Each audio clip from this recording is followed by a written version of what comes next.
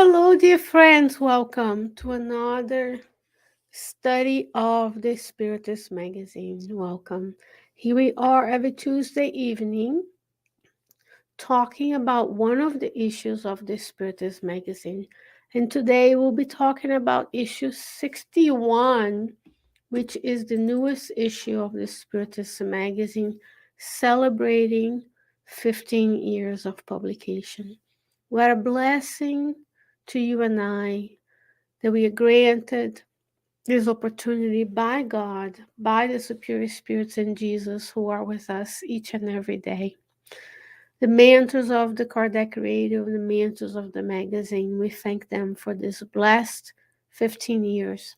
And every week we come together to talk about one of the articles. And the goal is for us to familiarize ourselves with the teachings of the Spiritist magazine and give you tools so that you can also use the Spiritist magazine just as I'm using it. You can see on my screen.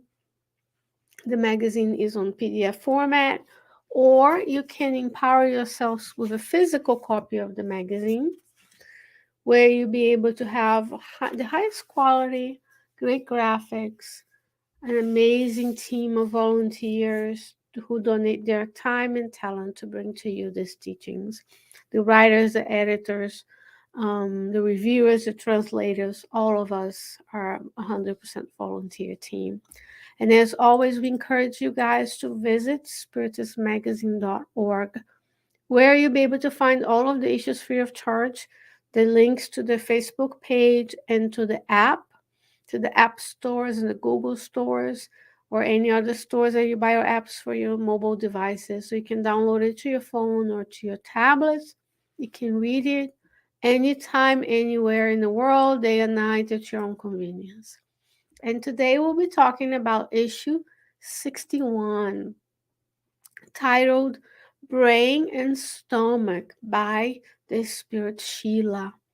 And it's a very interesting article as I was preparing and reading it and meditating on what we should be talking about. Always remember when we're doing these studies, we have the presence of our mentors and guides with us who encourage us, inspire us to think about things differently. It's a very interesting relationship, as we know in science already, that there's a big correlation between the gut, especially the gut nervous system and immune system and the microbiome, and its effect on mental health and in health in general. So it's a very interesting that we're going to be talking about this issue, this article today. To my side, you'll be seeing I'm scrolling through the magazine. On my computer, I can see little thumbnails, and I'm looking for the article that says, and these are all articles that you are able to read once you download the magazine. And the Spirit Scheilla, I'm going to make myself smaller so the magazine can be itself bigger. So they beautiful combination of here DNA strand, the brain, and different cells. So she's going to give us some ideas of how to work with both the brain and the stomach. Let's read it or discuss it and see where we get, okay?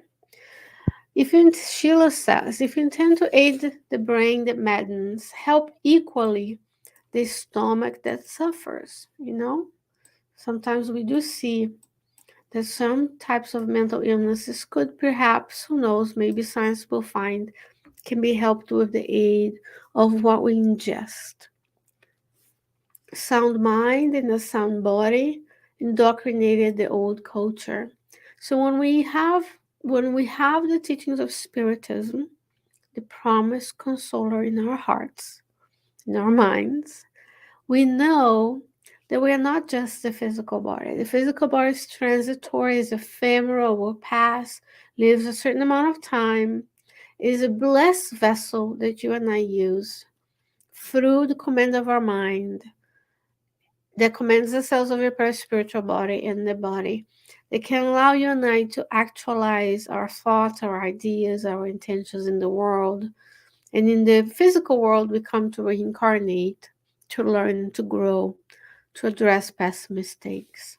So sometimes when the brain is not working right, she's saying, help equally the stomach that suffers. And how many of us today in the world in general have issues with nutrition, either overnutrition or under malnourished, or even though the types of food that we ingest, the systems that produce food and their own problems. So it's an interesting way, something for us to think about this time. And a lot of what the problems we see in healthcare, as a health scientist, I can tell you, have a lot to do with nutrition, with exercise, what we call modifiable factors. So it's very interesting that Scheilla comes to tell you this way before scientists think about it. Nobody will have a healthy thought without a correct digestion.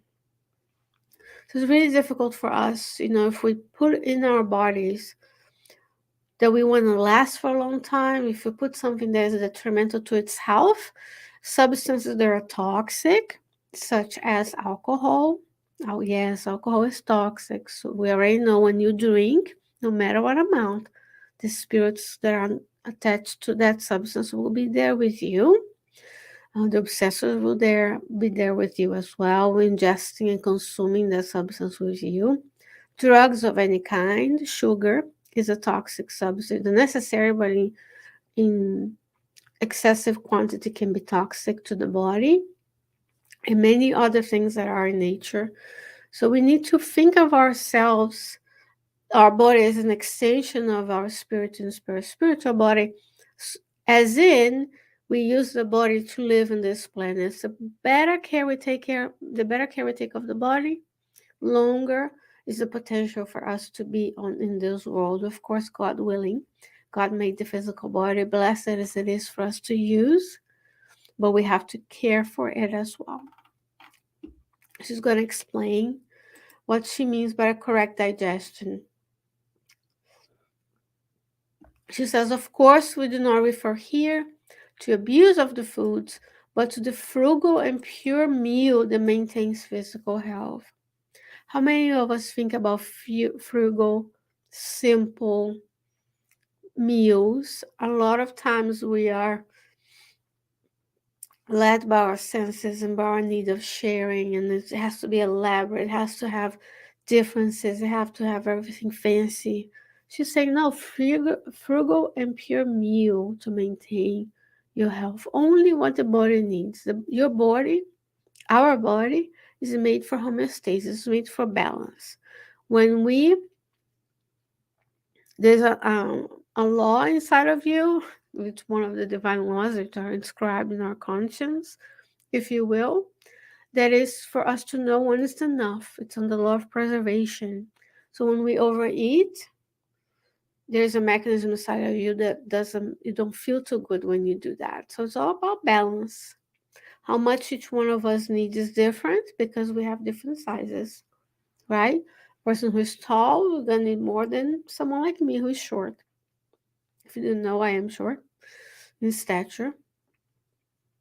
And then we have to seek that balance. 8 billion of us seeking the balance of frugal and pure meals. So let us not forget the obligation to assist the neighbor with their basic needs so we can donate them the necessary message of our faith.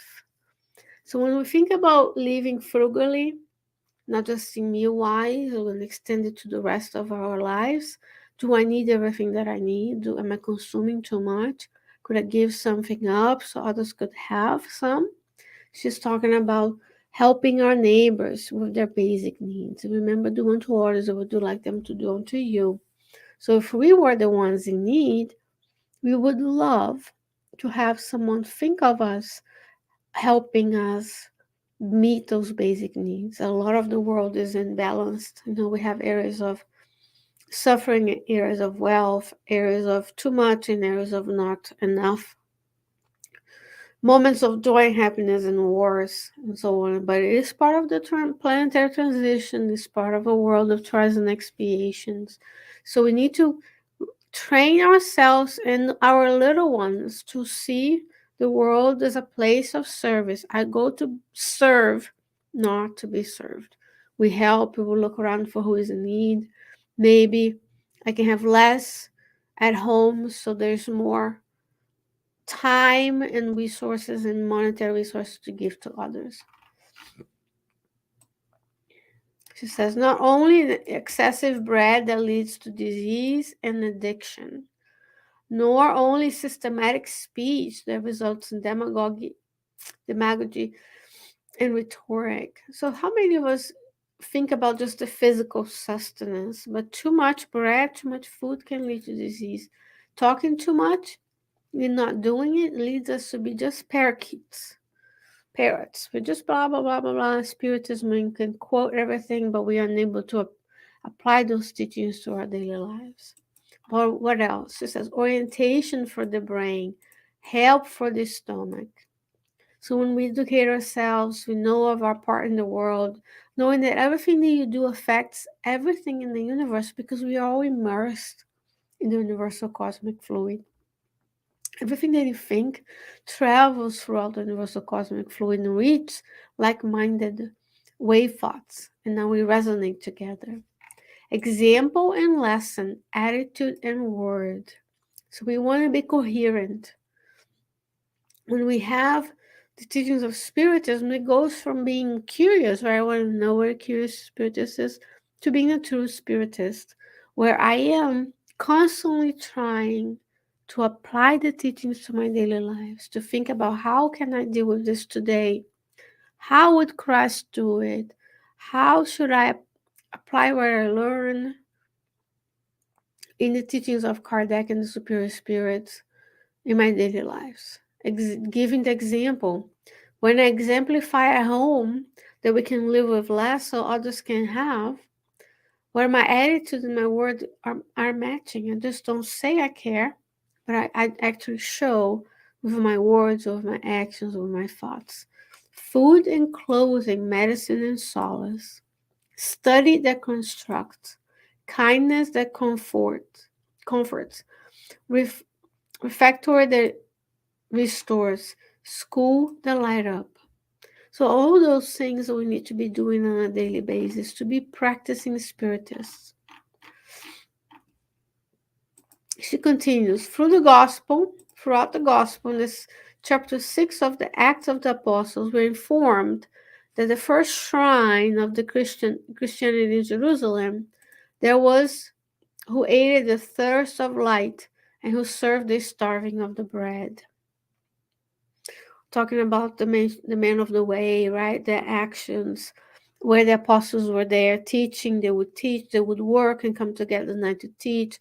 But there was a whole area just dedicated to the sick, to those who were left at the margins, those who were abandoned by society. So there was giving them the light that quenched their thirst, were also serving them bread and caring for the wounds that allowed the physical body to stay well.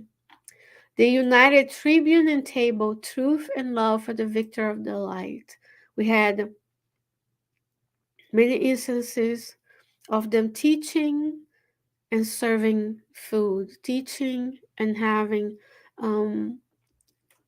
physician and nursing services, and having that place for the homeless to stay as well. So we need to do that as well. We need to care for the brain and for the stomach. We care for our mental health, for our psychological well-being, for emotional health and emotional IQ, emotional education.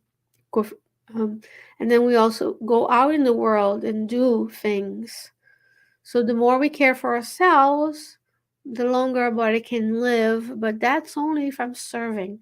Because if I only go into the bandwagon of self-care and only care about myself, and I'm not helping anybody, what is the good to do with that, right? We want to be of service. One of the most joyful things you can do in life is to serve others and help those, especially those who can't give you anything back in return. Because it's easy to help those we like. It's a little harder to help those we don't yet like. But we can help those who are anonymous helping everywhere. So much more joy. Thus, in the Spiritist apostolate, which revives the divine ministry of our Lord, let us not forget about the afflictions of the soul and the body. Let us aid the victims of ignorance without forgetting the creatures that lie under the shackles of material calamities. Yes, we go help. We are here talking about Spiritism. We talk about Spiritism in our Spiritist centers. We study Spiritism, but we also go and serve. We also go out of our comfort zone, a few hours a month, a few hours a week, and we go and help. We go and serve. The brain depends on the stomach to govern our organic life. So everything you ingest gets broken down.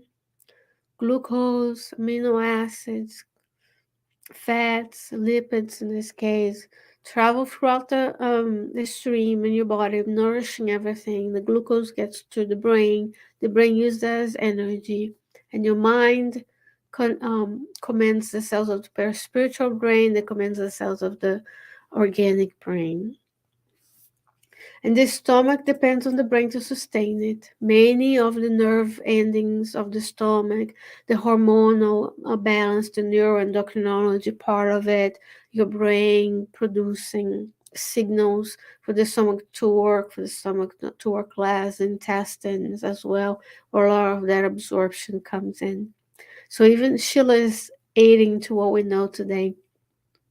We know a lot of our immune system is in the gut. We know the gut is full of the microbiome, the bacteria and viruses that live with us, including on our skin, but also in our intestines, who help us digest the food that we and break it down, allowing us to absorb it and now use it for caring for the body, for the maintenance of the body. Both claim attention and affection, so let's think about always nourishing the brain and nourishing the stomach. Reading edifying messages, downloading the Spiritist magazine, the book Happy Life, the YouTube channels of many spirit societies, the YouTube channel of Kardec Radio, so that we can balance brain, knowing and doing, knowing and being healthy. Maybe that was the reason why the divine wisdom separated one from the other, interposing the heart between them. So, what is the heart doing? Amongst everything, right? Of bringing that love, connecting all the delicate tissues of our spirit and spiritual body. And this is from the book Spiritist Ideal by several spirit authors through the mediumship of Francisco Cândido Xavier. What a blessing, dear friends, thinking, nourishing our brains here so that later we can think about our stomach, but most importantly, the stomach of others who have less than we have, who are living in the world of planetary transition, who may be suffering, and together we can make a difference. I hope that this message resonated with you, and if it did, please do all the things that allow others to enjoy this content as well. Share, like, subscribe, follow, because that's how this content and others from Kardec Radio will spread and reach more souls, more beings, giving them the same consoling message that you and I are privileged to have in our daily lives. The promised consoler needs to be shared, and we want to encourage you to do so each and every day. Dear friends, God willing, I'll be back with you next week with another study of the Spiritist magazine. Until then, stay well, stay safe. I'll see you soon. Bye bye.